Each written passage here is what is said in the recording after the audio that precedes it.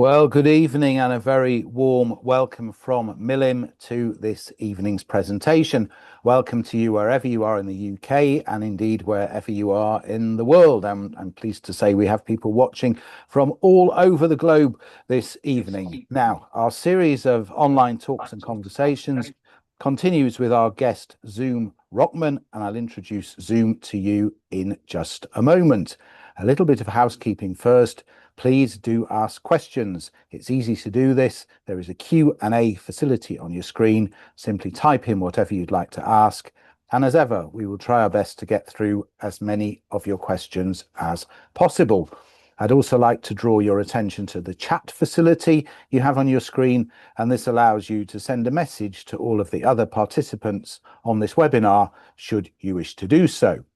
Finally, we are recording this event and it will be available on our website at milim.org.uk in the next couple of days. There you will find recordings of other past events and details of our future programme for which you can register. And so to our guest this evening. Zoom Rockman is an award-winning cartoonist and director. He began his career at age just 8 years old, selling his self-published comic The Zoom in the playground of his primary school. At 12 years old, he was the youngest ever contributor to the Beano comic, similarly to Private Eye at 16 and the Sunday Times at 21. A graduate of Central St Martin's with a first-class degree in graphics, he was named by the London Evening Standard as one of the most influential Londoners under 25. Zoom's first full-length film, Survivor, based on the testimony of Holocaust survivor Ivor Perl, is currently streaming on ITVX. Zoom, a very warm welcome to Milim. I'm guessing you probably are one of our youngest guests. Would you mind sharing how old you are? I'm 25 years You're old. 25, so I think there's a very good chance that you are indeed setting the record for the youngest Milim guest ever. So let's talk a bit about your journey towards making this film. What is it that made an 8-year-old want to draw cartoons?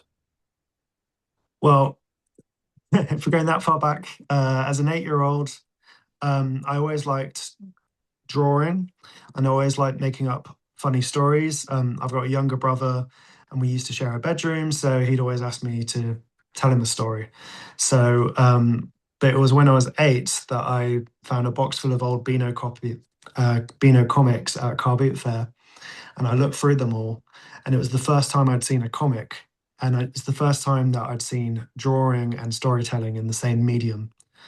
And I got really into it, got the whole box of them, read them every night, and then started doing my own comics, kind of like an exaggeration of the Beano characters. And then I had enough to print my own comic, took them to the local newsagents to sell, sold them in school as well, started to get a bit of local press, and that built up over time. I developed a character in my comic called Skanky Pigeon, and eventually, when I was 12, I started working for the Beano with my own character, Skanky Pigeon, and that ran for 4 years. Now, this is Uh, quite a leap, isn't it? Going from making your own comic in the playground to working for the Beano. How did you get that gig? so I think what was happening was it started with local press, in like Ham and High and things like that. But I always mentioned the Beano because that was my inspiration to begin with. And then it was I think it was Dennis the Menace's 60th birthday. And I was interviewed at the Cartoon Museum in London, which is a place that I used to go to all the time. And Steve Marchant there, he let me join his adults comic course, which I'm very thankful for. He also told me that I could use color in my comics, which was something I hadn't thought of before. And so it was when it was the 60th anniversary of Dennis the Menace. They were looking for like a young person to interview about like the next generation. And I was in it, and then Mike Sterling, who is like head of the Beano, he saw me, and it was Nick Hyam that interviewed me for this little bit for the BBC. And so they found out about me, asked me if I wanted to do something for them, and I said Skanky Pigeon, and then the rest is history, The rest I is guess. history. But this is comics, and obviously Private Eye is something different. It's satirical cartoons. So talk a bit about how you made that transition, if you can. Yeah, I mean, actually, each stage of these things is a reduction down from. So initially, with my own comic, it would be a big whole page of loads of little boxes making up a story. I'd always see it as with each line, you want to sort of have a mini punchline that culminates in something at the end. For the Beano, it was 3 to 4 frames maximum, but it's still that kind of concept of a setup, a twist, and a punchline. And then when it came to satirical work for Private Eye, these were singular frame cartoons, and it's getting the punchline through in just one image. So a reduction down into like just sort of the essence of the funny punchline. Um, and yeah, so like when I was doing these, I'd be watching the news, finding out all the stories, and then you kind of want to get an idea of what the essence of the story is, and then kind of come up with something funny that maybe is an exaggeration, but it's based on your core understanding of the story itself. But talk a little bit, if you can, about the humor, because it's I don't know. Is it a scientific thing? Are there certain ways to make something funny, or do you just get the inspiration that, oh yeah, this is a good take on something, and then draw it? Um, it was always a weird one because you could approach the story visually to begin with. So something that's visually funny, you draw sort of the key images associated with the story, and then see if you can attach them to something else. Or you think of it in terms of words and maybe something a politician's saying, and then this sort of double speak thing where they'll be saying one thing and meaning another thing. Um, and yeah, it's sort of a distilling like before my time doing Private Eye, I heard from other cartoonists when Stanley Kubrick died. Everyone did the same cartoon of the black obelisk headstone, and so that it does sort of seem like there's a platonic um, version of the cartoon that exists out there, and everyone's sort of reaching around to try and find it and what the jokes are. I always had a sense there was a funny thing there if you searched far enough for it. But usually the most funny things just came quite fast Funny you in the say beginning. that, because when you looking at some of your work, um, it's like they are the most obvious thing, but you wouldn't think of it. I wouldn't think of it, but you thought of it, and having drawn it and presented it, say, oh yeah, that's great. But Thank you. studying at Central St. Martin's, you were already a very accomplished artist. You'd already been, proved yourself in cartoons and also in comic strips. Uh, how was the process of learning when presumably you already had a considerable skill set? Um, I think my background before CSM definitely helped because at Central St. Martin's, the projects were so open. You were given a brief and then you could go off in any direction. And I found like a lot of other students, especially in the beginning, just didn't know what to what to do with the time they were given and stuff. But I had kind of inklings of ideas that I wanted to study into, and I think one thing that was really helpful, maybe especially in the foundation year, was this idea that you need to make a final product by the end of the week. And then once you're at the end of the week, they're like, now develop it for the next week. So your idea of what the end point was is only at the end of the week, and then you need to keep going further with it, which I enjoyed. And yeah, just the space to be creative. I there was always a tension. I think, I guess, with the academic side and the practical side, that I think it is a difficulty with how you can actually mark people's work. I think in the past, tutors just said that's good or that's bad work, but then you can have a tutor who just hates the student or something. So they bring in all these different ways of marking things. And so now you have to write a 5,000 word essay about anything that you do. And it means that a student could put no effort, no effort into a piece of work, but then have a really great 5,000 words essay to back it up. And basically, I just got to a point where I had ideas of things that I wanted to develop. I'd be given the brief at the start of the week, and then I'd become better at coming up with the words that would justify the work I was doing. But it was great to make use of the resources there and meet the people around, and just have that space to work creatively in different directions, because I don't think you get less of an opportunity to do that as you come out of university. I think when you're you're focused in on whatever jobs you have that week and stuff. So the stuff you've been doing up to this point was all static, as far as I'm aware, was all static. When did things start moving? When did you start animating? Well, it was in COVID, which was about my second year of university. So there was kind of a whole year which was COVID, and then half a year which was COVID again for my final year, and then I got the last half of the year on the end of it. And basically, it would I was kind of in the break between years, and it was COVID, and I was sitting down, and I had my desk, and I was working away, and I'd always wanted my drawings to move. But I didn't like the process of stop frame animation, drawing the same thing over and over again. And so I had the news on, and there was Sky News, and I was seeing Adam Bolton presenting, and I was like, okay, I'm going to make a puppet of Adam Bolton, maybe a bit like South Park. So I gave it a go, and I did it in a way where it was bit by bit, stop frame. But I'd made the puppet. I only had to draw it once, which was an improvement from the again and again thing. And then I got really into blues music, and a lot of these early people had no footage made of them. They were just photographs. And so I was applying the same skill to them. So I'd make a puppet. I did one of Robert Johnson, who supposedly sold his soul to the devil. But I think that's just propaganda. But I made one of him.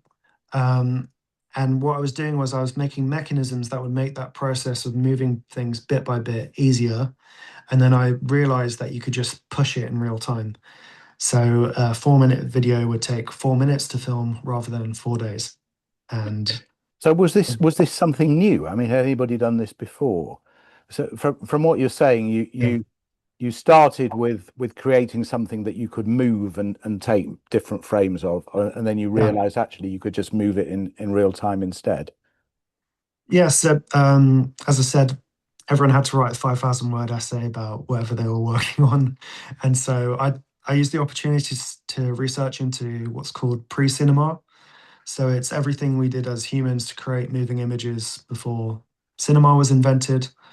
Um, I was especially inspired by the Chinese shadow puppetry. So I guess that is flat live action moving, but you don't see the top layer of what's happening. And then certain people were inspired by that, like Lotte Reiniger, and they made top frame animation in that way. It was always a silhouette, and then the things that weren't silhouettes were stop motion. And so it's kind of a synth. What I've been doing is this sort of a synthesis of different old techniques and then the new techniques of having my iPhone and being able to film it in real time. So yeah, I joined the Magic Lantern Society as well. Went to some of their things because you've got these really What's cool. the Magic Lantern Society? I'm sure nobody's nobody's No, ever no. heard of that before.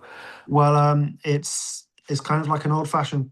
The object itself, the Magic Lantern, is like an old-fashioned projector, maybe with a fire in, and you put a glass slide in, Hmm. and then it projects outwards. And you think that would just be a still image, but they have mechanical ones as well, where you have effects and slides and things, even silhouettes of puppets that you can move in real time. I saw one where it was an ice skater, which looked really cool, and he slides around. And I met these people there. I watched the shows there and learned some more of these techniques. And then, but I also like the process of having a problem and then trying to mechanically work out the solution to it. It was something satisfying to do during the pandemic. And then eventually I built up a bank of different solutions that I'd come up with before and was able to sort of attach them together to make more and more crazy things. I mean, I made eventually I bought a very gruesome book of Victorian anatomical sketches. And I was especially looking at the face and the muscles in the face. And I built I built a puppet face, which was accurate anatomically. So the eyebrows would move up and down. I learned there was a muscle to pull it up. There was a muscle in your nose to pull them together, and all this detail and it just really helped. And Yeah, then you had this show at JW3. yeah, These were, I think, famous Jewish faces. Is that right? yeah. So it goes directly on from what I was Mm. saying about the faces. It was for JW3, 10 famous British Jewish celebrities. And JW3 has this beach that they open up every summer. So it needed to sort of be kind of seaside market stall themed. And so I had each of the celebrities running a different stall, apart from Amy Winehouse, which was a full figure and she could dance along to her songs. But for example, we had Alan Sugar running a bagel shop. Um, and I mean, the majority of the celebrities actually gave us their voices to include. So the way it would work is you turn a handle, and Alan Sugar would say, "You think you've got what it takes to work in my bagel shop? You haven't got a bloody clue. You're fired." And he'd actually, the same day that we put in the request to get that, I got the message on WhatsApp of him sitting somewhere, probably on holiday or something, saying his lines for it. And yeah, yeah, it was a great exhibition, and it was that which led to working on Survivor actually, because a group of Holocaust survivors from the Kindertransport, they'd come from, it was organized by Jewish Care, and they came to the exhibition and they saw the things that I'd made, these portraits of Jewish celebrities, but I was meeting these incredible people and I thought they should have portraits of them as well. And so anyone of them that wanted a portrait doing, I offered to do it. And so what I did was I went into Jewish Care um, about a week later with the printed portraits that I'd done, and I gave it to the people there. And that's when I met Ivor Perl for the very first time. And I just want to know if I'm getting ahead of myself with the questions. Well, no. I mean, my next question was, what happened first? Did you read the book? This is the book, so, Chicken Soup Under the Tree, which is the book which the film Survivor that we're going to talk about is supposed to be the mainstay of our conversation, but we've quite happily Sure. covered 20 minutes sort of working up to it. So you met Ivor before you read the book. Yes, and I didn't know what his story was, and I had assumed he was part of this Kindertransport group. But I had been given Ivor's book in a meeting a week before, because I'd been drawing book covers for Lemon Soul, and Nigel Kanin, I think he's on the call, is his publishing company. And I was drawing these book covers, and I'd been given a copy of Ivor's book in a meeting. And it was actually on October 7th that I sat down and I read Ivor's story for the first time, and found out that he'd actually been in Auschwitz and Dachau and all of these subcamps. And personally, I was always told that I'd be the last generation to meet survivors, but I've grown up with the internet my whole life, and I've seen the rise of Holocaust denial online and seen it get worse every year. And so to know someone who'd been in Auschwitz, I saw it as an opportunity to present a primary source testimony to people my age, in my generation, and in the next generation, and also for a non Jewish audience. And so I got in touch with Nigel with the idea of turning it into an animated film using these techniques that I'd been developing.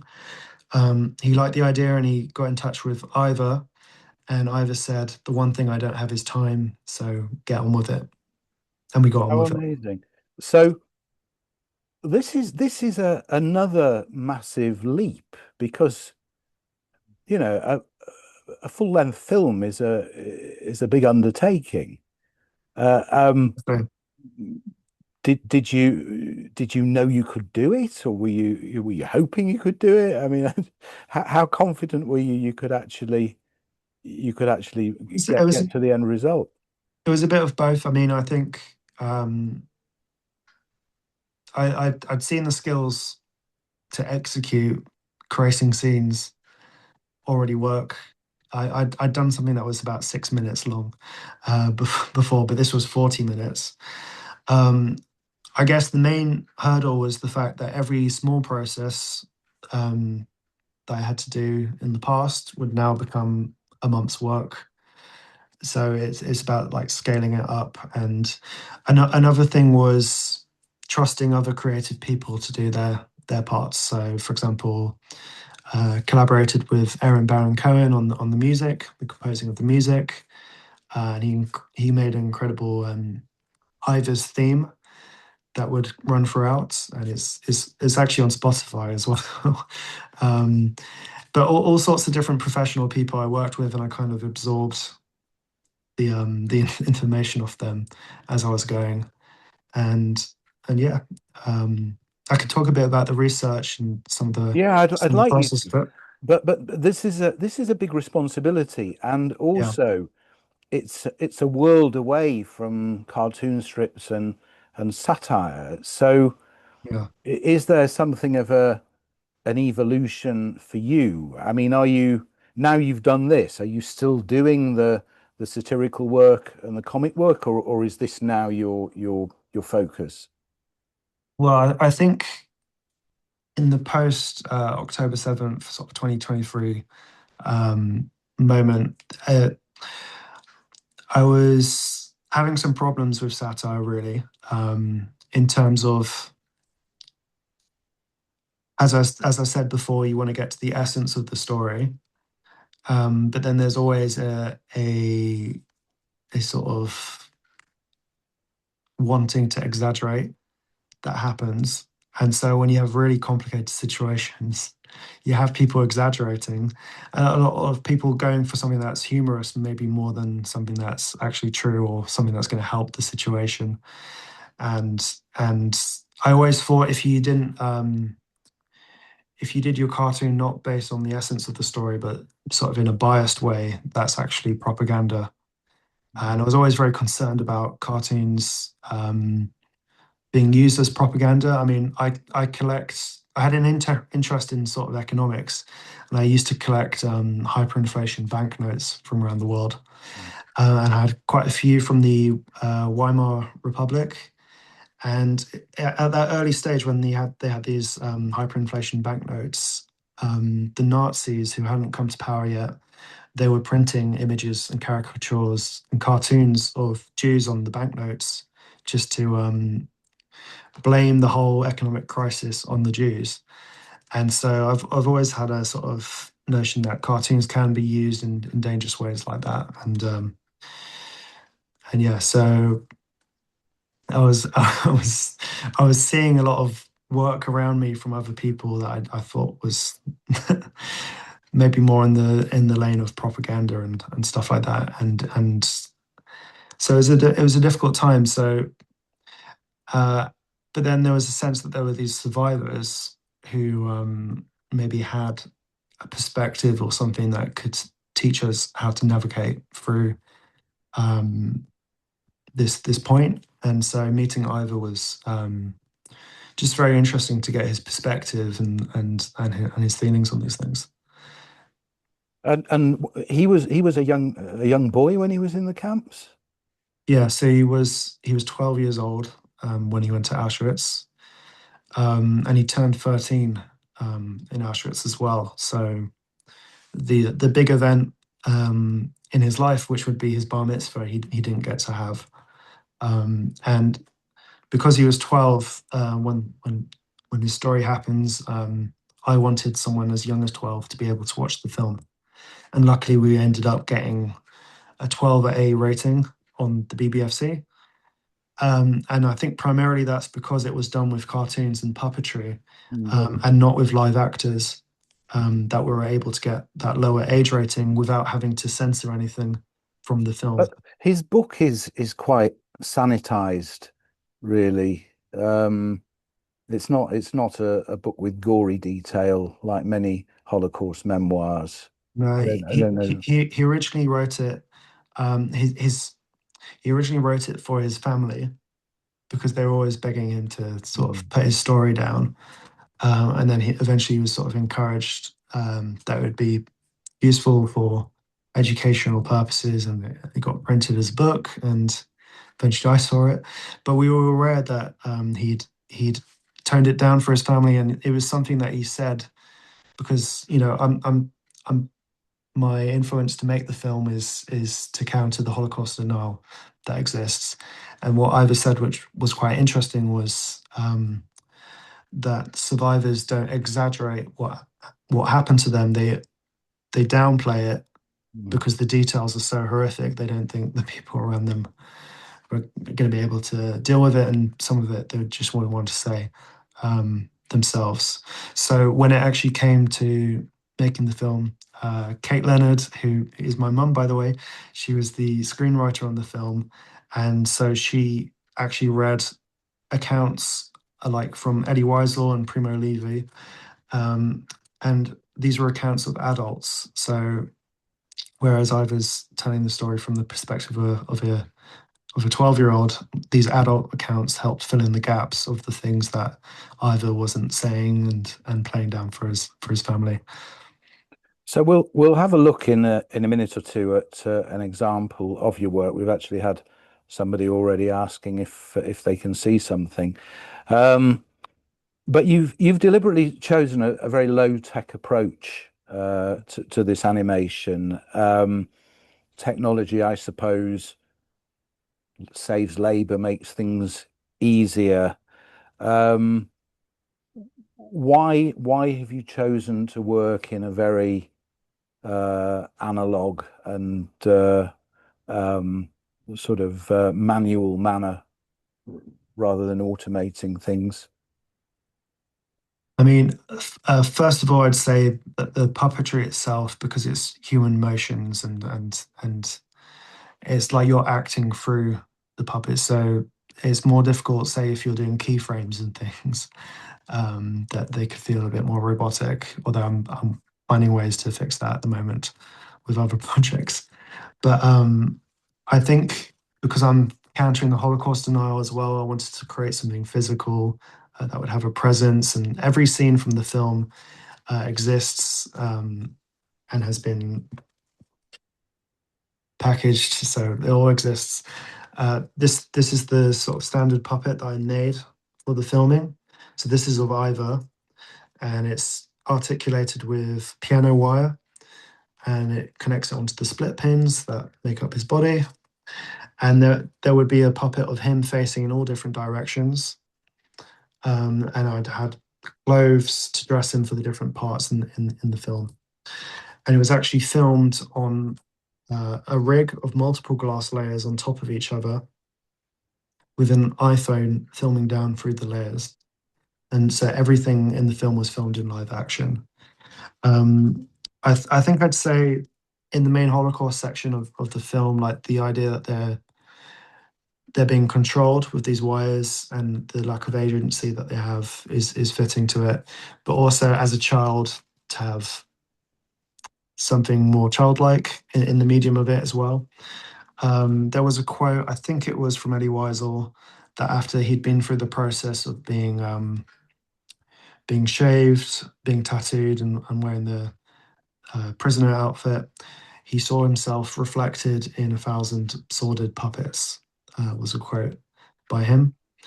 And then also, I had all these, technical problems that I had to get around. Like, for example, if you have a big scene of people, you can't puppeteer all of their legs at one go. So I kind of opted for a top half of body and bottom half of body sliding sort of effect.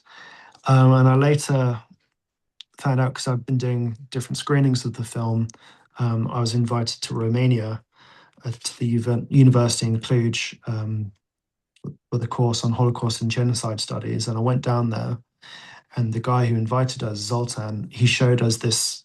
He's a non-Jewish, by the way, and he advocated for this memorial in Cluj, which was it was kind of an abstract five or six rectangular blocks, all leaning on each other.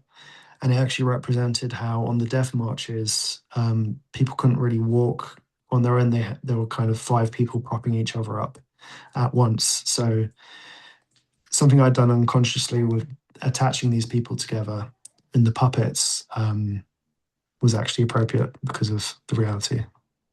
Amazing. So let's take a look. We've got a few minutes of your work, which hopefully Alan is queuing up now, and people can see for themselves. Here we go. Well, we can see it and we can hear it.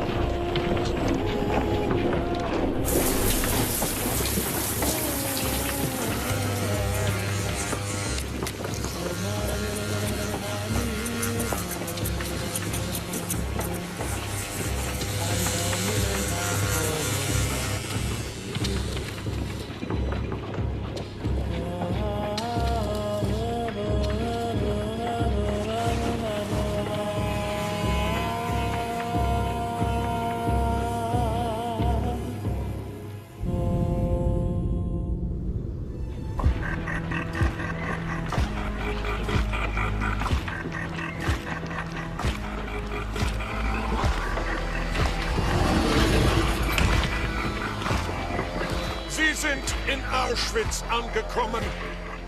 Sie sind kein Mensch. Sie haben keinen Namen. Jeder von ihnen erhält eine Nummer, die sie niemals vergessen dürfen. Vergessen Sie diese Nummer und sie existieren nicht.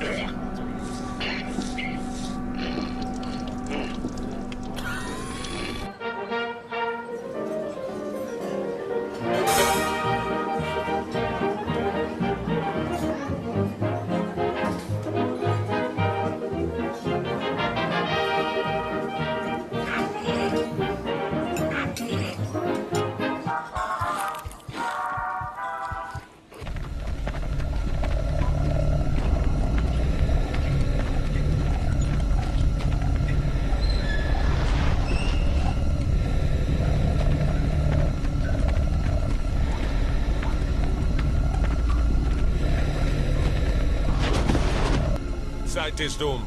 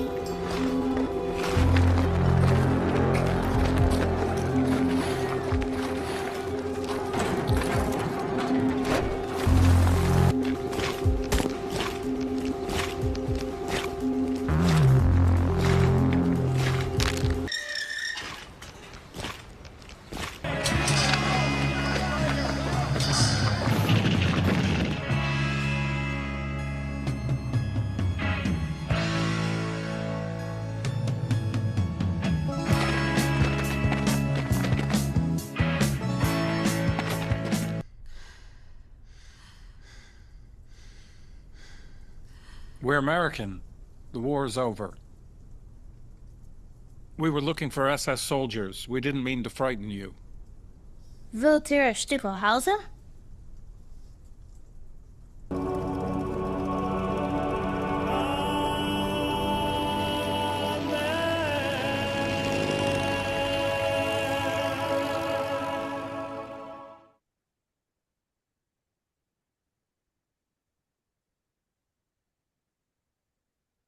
So we've seen there some shots of you actually at work Yeah. making the film, incredibly powerful, and also some of the people behind the puppets, as it were, which we can maybe talk about in a little while. I noticed there were two different ways you were doing the walking. There was one where you had the sort of one leg moving, and one where you Yeah. had the bottom half of the body moving. Mhm. Any significance, or just two different ways of doing the same thing? I think for block group shots of people, that was the that one. And That was then the way to if do it was it. a singular person, it would be wires the same way Yeah. you'd have with this. Were there any limitations you found with the method? Was there anything you wanted to do and couldn't do? No, I guess the limitation was only however many people you had on the day to help Move the you. wires. It was because there was a camera movement. The iPhone at the top, it wasn't just static. There was a roller for it to move left and right, and then there was also something like a pulley for it to go up and down as well. And so you'd be portioning out roles for moving a camera, moving a bit, having a friend with two hands to do something else. If you had another friend, then you could do a bigger group shot. That was one of the challenges. Had to clean the glass, all the glass layers had cleaning. I mean, the actual filming process took 96 days. So the film itself took a year. Once everything was ready, 96 days to film. And I had a deadline to get it ready for Cannes to show it as the first public screening. And the deadline for that was October 7th as well. So I knew when it had to be ready. I knew how much time I had left, and it had to be finished. So I was basically doing a 9 a.m. to 4 a.m. To get it finished. Wow. And which was very intense. Tough, I can imagine.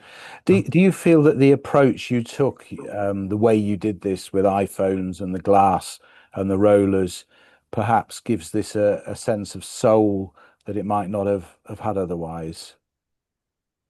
I think the fact that it's physical, I think it does because this puppet exists and it's not a file somewhere. And I can show it to people, and they're interested in how it works and all of that. And so I think the fact that it is physical gives it an extra dimension, and it interacts physically with the world. So the way it's puppeteered, and even another thing is the smoke as well. I bought this smoke machine off Amazon and kind of blew it in throughout the layers and things. And when I've been showing it to other people, those are the kind of in real life effects that people seem to like. Yeah, Barbara Nichols is pointing out she doesn't think the story was sanitized at all. I was saying the book actually was sanitized relative to the film. The film is a lot stronger than the book. Now you touched on research a little bit before. What kind of research did you need to do, and did you discover anything surprising through that process? Yeah. I mean, first of all, there was the stuff that the screenwriter Kate Leonard did to read the other testimonies of adult survivors. But we did go on two research trips. The first was to Auschwitz. And we went there, and I went with the intention of getting sketches and drawings and videos from the ground, so that every scene in the film would be spatially accurate. So all the right things in the right places. Whilst I was there, I bought two books about something I was interested in researching, was people who'd survived and then drawn their experiences. So one of the books was by a man called David Olair, who was in the Sonderkommando, disposing of the bodies, but he drew his experiences, and quite a few of his compositions became the basis for compositions in the film. So I actually included him in the scene. He's the other figure next to Ivor's older brother. There was another book I found called The Sketchbook from Auschwitz, which was a collection of sketches that was found under one of the barracks decades later by an anonymous prisoner. So we don't know who this person was, but he perfectly illustrates the prisoner side of being in Auschwitz-Birkenau, and it was very helpful for me for very specific questions I had as trying to depict these scenes as accurately as possible. We did another trip, which was starting off in Munich, and then going to Dachau and the different subcamps around Dachau. And we met with the historian there because initially, based on how we read Ivor's testimony, it sounded like to us that he'd escaped from Dachau, that there'd been anti-aircraft artillery that had hit the fences and he'd escaped for it. But we went around looking for the fences that had been hit, and spoke to the historian there, and he said no fences in Dachau were hit. But our most likely idea is that he escaped from Allach-Karlsfeld, which is a camp, one of the many subcamps around Dachau in that system. And he even said to us that he'd met soldiers who'd said that they had liberated Dachau, and then he told them they were actually in another subcamp, because there were so many of these camps all around Europe. So we went to this location, and Allach-Karlsfeld was built to provide slave labor for BMW. When we got there, there was just one barrack left, which is now used as the local locker room for the local sports center in the town. There's one spot next to it where the barrack's gone, but you can see the foundations, and that's like a skate park. And the rest of this massive camp has been completely destroyed and is now a town. But I was able to collate maps that prisoners had drawn of the camp after the war, Allied photographs and photos from the ground, and it fit Ivor's testimony even more perfectly than Dachau did. And so I was able to present it all back to him, and he was able to say that was the fence that he escaped through, that was the watchtower to his left, and that was the field with the actual anti-aircraft artillery people who were shooting, and him and his brother were questioning whether to run for it or not to escape. And so, yeah, that was something we discovered through our research. And another thing is that every character in the film is based on an actual photo reference of a real person. I didn't want to make up what anyone looked like. So yeah, every single person.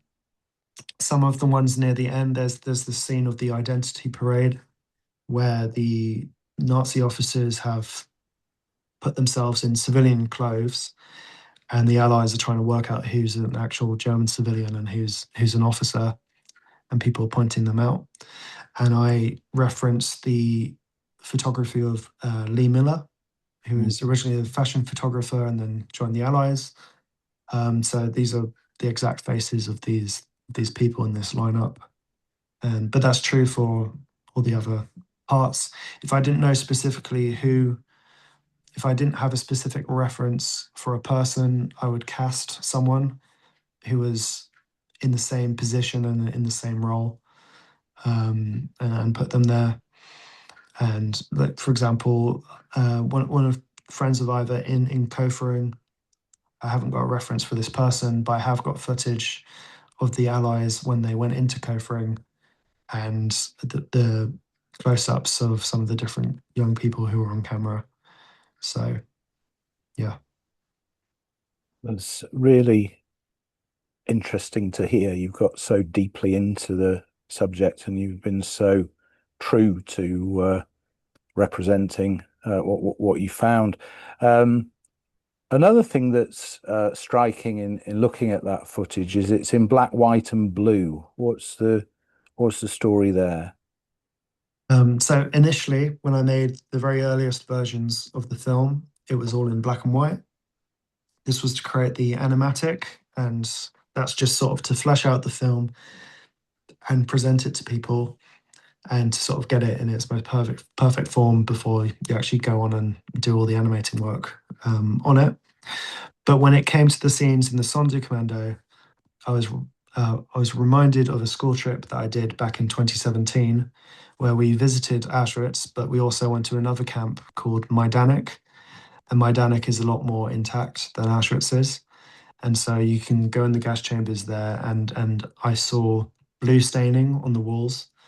And the tour guide who was there explained to me that it was a chemical reaction between Zyklon B and the materials in the concrete that had created this blue staining. So I included it in that one scene in the film, and then later on, I was hearing more things that was encouraging me to use blue in the film. For example, there was a quote from Ivor when he went back to Auschwitz later in life. He said, "Don't believe the rubbish about the birds never sang in Auschwitz. It was a bright, sunny day like today with a big blue sky. The Holocaust didn't happen in dark corners. It happened in plain sight with the world watching." So I felt this sort of influence include the blue sky throughout. And then I also heard that a lot of survivors were referring to Auschwitz as Planet Auschwitz, a place where sort of morals were sort of turned on their head. And I think I'd just seen the latest June movie at that time, and there was a scene there where they'd gone to a different planet, and they had this kind of black and white inverted camera, which looked really interesting. And I wanted to sort of maybe use an effect that would make the film look different in that sort of way. So when I was testing the colors for the film, I tested in black and white, black, white, and blue, and full color. And I saw that immediately the black, white, and blue stood out more, looked kind of more alien, but also this theme of the blue is very deeply associated with Jewish people, going all the way back to the Shema says to have a blue thread on you. Um, and yeah, it just stood out. There were so many different reasons. I mean, another thing, I made the film for young people. I think a lot of young people switch off when they see a black and white film. So to add just one spot of color in it makes it more engaging for people.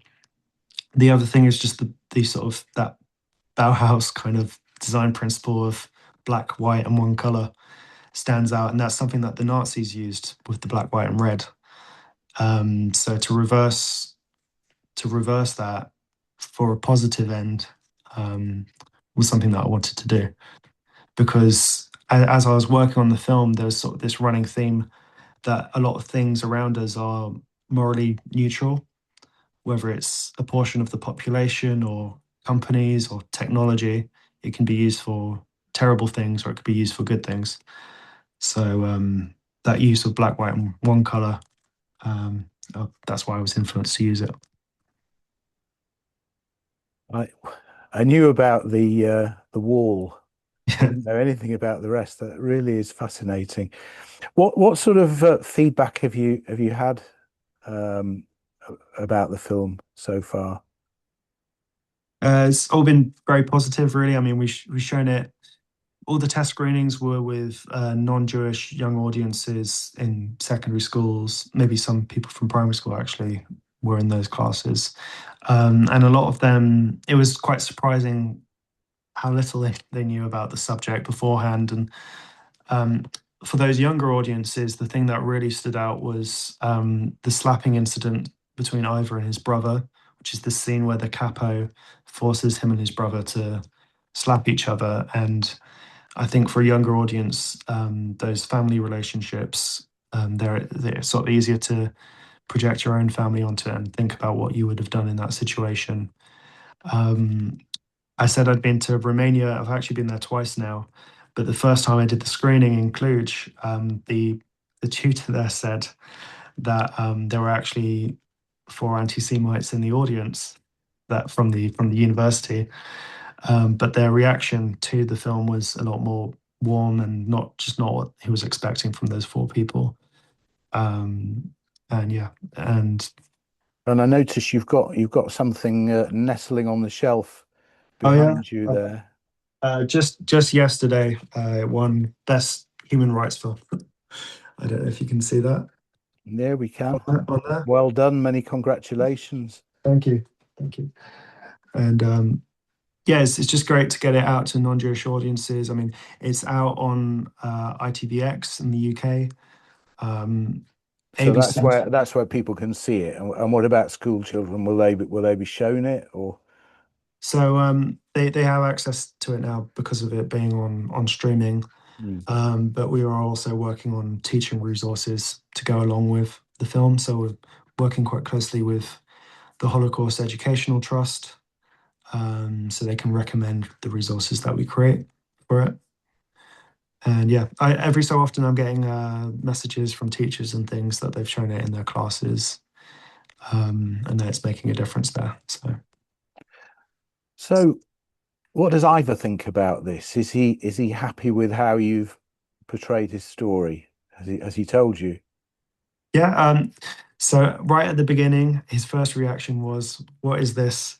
It's come to it that the Holocaust will be told through a Mickey Mouse, Mickey Mouse animation. But then, as I worked on the film and we did our first animatics, his reaction was to say, "I can't believe I lived through all of this." And then we started doing our screenings with young children and in schools. And I think that's when he started to see how animation as a medium was reaching younger people and more engaging for a younger audience. There was one point where we needed a quote from Ivor about the film, and my mum, who'd been volunteering at the Survivor Centre, was going in and out, and Ivor slipped her a note of what he wanted to say about the film, and it just read, "Now I know why I survived," which was very powerful push for getting on with the film and getting it out there. And yeah, I think Ivor's really humble person, so um, his feeling about the film is based on what everyone else's feeling about the film is, and just being able to get positive feedback from people and young people. And I think it's really taking some of the pressure off for him, because I saw him before the film was finished at events where he'd have to recount. He'd sit down with an audience of people who didn't know his story, and then he'd be interviewed by someone, and he'd have to recount every horrible thing that had happened to him. And now when we have the film and we do an event, he can walk into a room where people already know his story, and there's a lot of love in the room, and we can sort of the basics of his story are already established in that room, so we can get into like quite deep conversations about things. Well, I think you've done him proud. I think you've really excelled in telling his story in a very innovative way. What's next for you? First of all, thank you for saying that. And I'm working on a series of 8 short films at the moment. We've built up such a great relationship with the people at the Survivor Centre, and there are other survivors there as well. But they're all quite joyous people who are funny as well and have had amazing lives. And so when I finished Survivor, I almost didn't want to work on anything as heavy as that again. At least not for a short time. Um, and so I'm finding with these 8 films, they're all focused on a different survivor, but they're all either funny because they're a funny person, or at least hopeful as well. So, for example, one is about Aviva, who had the best legs in Tel Aviv, um, and she'd escaped from Ostrava. And the next one I'm working on now is about a guy called Kurt Marx, who grew up in Cologne. He witnessed Kristallnacht and escaped on the Kindertransport. But there are these things called the stumbling stones, which are all around Europe, and the German family that lives on his same block. The little girl there discovered the stumbling stone and encouraged her mum to sort of find out what's this all about, and they managed to get in touch with Kurt, and now they've got a really beautiful relationship between this German family and this Holocaust survivor. And the daughters actually volunteer at the Survivor Center, and so that each one of these short films is kind of like an anthology, but the different characters appear in each other's stories and they tie into each other. And so it's something I'm enjoying, but each one's quite different. So I get to test out different animation styles and techniques on it. But also, I think in the immediate aftermath of finishing the film, I wanted to work on something very light. So I was quite encouraged to revive Skanky Pigeon, which was the character that I did for the Beano, because I'd learnt these animation techniques. So I'm in the process of sort of releasing these. It's kind of on social media at the moment. I'm about to release the music for it, which will be on Spotify. And it's kind of an outlet for the satirical work as well, because, for example, there was the big story about Prince Andrew being arrested. And that same day, I did a Skanky Pigeon animation of him going into Andrew's cell block and stuff. So it's an opportunity to react to things as they're happening, which I'm quite enjoying as well. And I suppose it's something you can do relatively quickly compared to other forms of production. Yeah. Well, it's been fascinating chatting to you, and I see our audience has actually grown as the evening's gone on, which is usually it shrinks. The book is available and is really worth reading, but the film is on ITVX. And to say thank you, I'm going to send you this book. This is some Israeli artists and some glass and ceramic mezuzah cases that they made for the Magen David Adom blood unit in Ramla. So I hope you'll enjoy reading that. There are very few of those left, so I hope you'll enjoy it. So now just a few words about our upcoming programme before we leave you. So this Sunday, 29th of March, we have a live event in Leeds with Jeremy Stowe-Lindner. He's visiting from Melbourne, and he's speaking about this topic, from Talmud to TikTok, shaming and shouting in uncivil discourse. Details you will have had on email.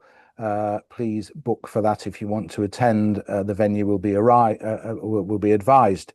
Then next Monday, the 30th of March, we have Wendy Elliman.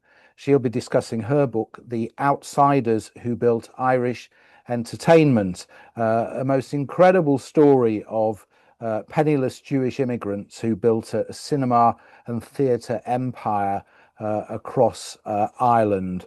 And then we're off until the 27th of April, when we welcome Kate Perlman-Shaw to discuss the psychology of leadership. Let it not be said we don't give you variety on Milim. To book, please visit milim.org.uk, and you can sign up to our newsletter there. Make sure you don't miss anything. All these online events are free, but you can make a donation to help with our costs if you wish. There's a link in the chat, or visit our website. As this year is our 10th anniversary, we're trying to raise a fund of £5,000 to help with our future programmes. So please do support us and give generously. It remains for me to thank our guest, Zoom Rockman, once again. Thank you so much, Zoom. It's been a real pleasure. Thank you. And looking forward to seeing you all again soon. Until then, stay safe. See you soon.